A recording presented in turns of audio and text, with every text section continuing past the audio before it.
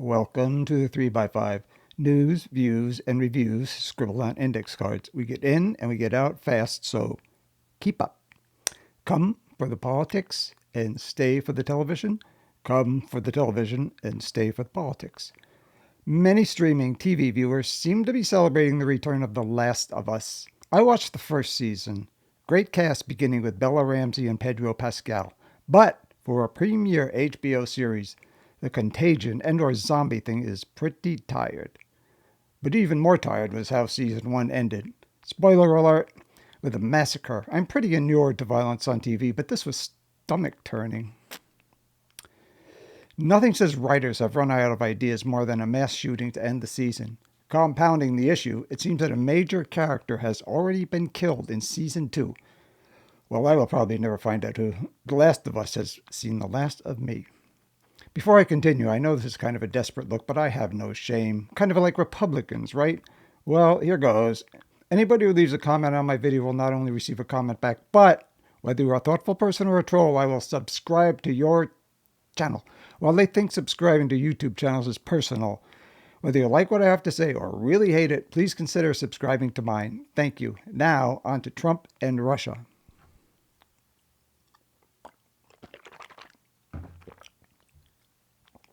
On Wednesday, the Trump administration demanded that Ukraine agree to cede to Russia all the territory it had conquered, including Crimea, which it seized 10 years ago, without committing security assurances, which means future military support, to Ukraine. Nor would Ukraine be allowed to join NATO. I guess because the conditions were so insulting to Ukraine, observers were left wondering whether they were an attempt to create a pretext for the U.S. to abandon Ukraine in favor of Russia. The Trump administration has been talking about lifting sanctions on Russia and making energy and military deals with Putin. Meanwhile, in the New York Review of Books, the great Irish commentator Fintan O'Toole said that the Trump administration has been engaging in the transfer of American enmity from Russia to the present equivalent of the communist menace, the EU. Let me quote him again. The Trump administration has been engaging in, quote, a transfer of American enmity from Russia to the present equivalent of the communist menace, the EU, end quote. Imagine that. The European Union he's talking about.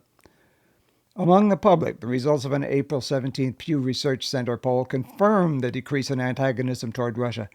Turns out that last year, 61% of Americans polled view Russia as an enemy. This year, it's down to about 50%. That includes 40% of Republicans this year, down from 58% last year. Such a dramatic drop in 1 year can be attributed to how soft on Russia Trump is. There used to be a name for that. Pinko. In other words, communist sympathizer, if not outright communist. People think Russia is a different country since it repealed communism. It's different, all right. It's worse.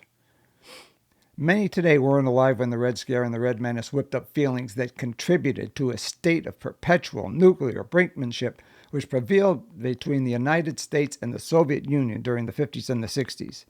In the U.S., the fear was amplified by what was known as the missile gap, which held that the Soviets might have hundreds or even thousands of ICBMs, intercontinental ballistic missiles that deliver nuclear weapons.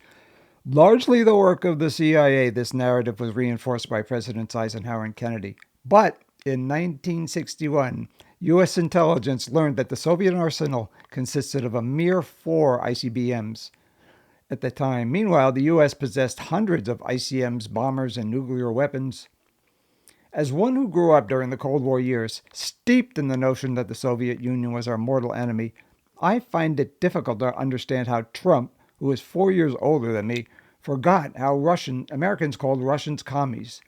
As one who hasn't outgrown, not to mention grown, much in his life, he seems to be one of those men who eats the same food he did when he was 8 years old. How was he able to shed his fear of Russia and his dislike? After all, we know that at one point he was very interested in figuring out how to rid the world of nuclear weapons, if you can believe that.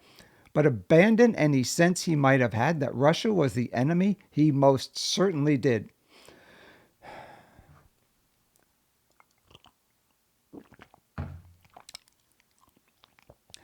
Some attribute that to compromise. That's a Russian word. Compromising information that Russia had on him, aka the P tape. But as I have mentioned before, let's say that indelicate or repulsive, depending on your tolerance for that sort of thing, evidence existed.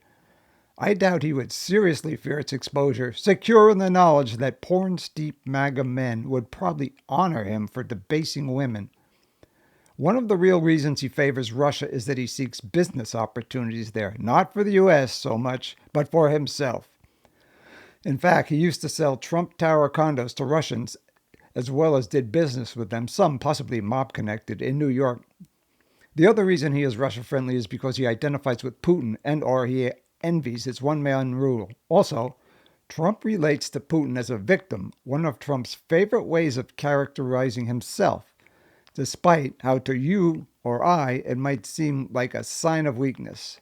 Speaking about the investigation into Russian interference in the 2016 election, Trump said of Putin that, like him, quote, he had to suffer through the Russia hoax, unquote. Oh, such sensitive boys. Years ago, I drew solace from the prospect of détente and nuclear treaties with Russia. People who don't remember it can't imagine how hopeful and exciting the Reagan-Gorbachev summits were. At one point, in a burst of wild optimism, Secretary of State George Shultz actually proposed eliminating all nuclear weapons. Can you imagine? But Reagan balked because he clung to his Star Wars missile defense fantasy.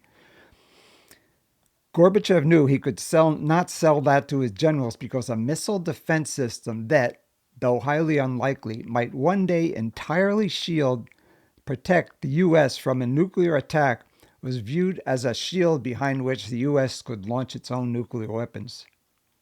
Circling back to that Pew poll, where is that fear of Russia today when we really need it? We should have jumped at the opportunities to be friends with Russia then. We should seize the opportunities to be enemies with them now. Now is not the time to go soft on Russia. Then was.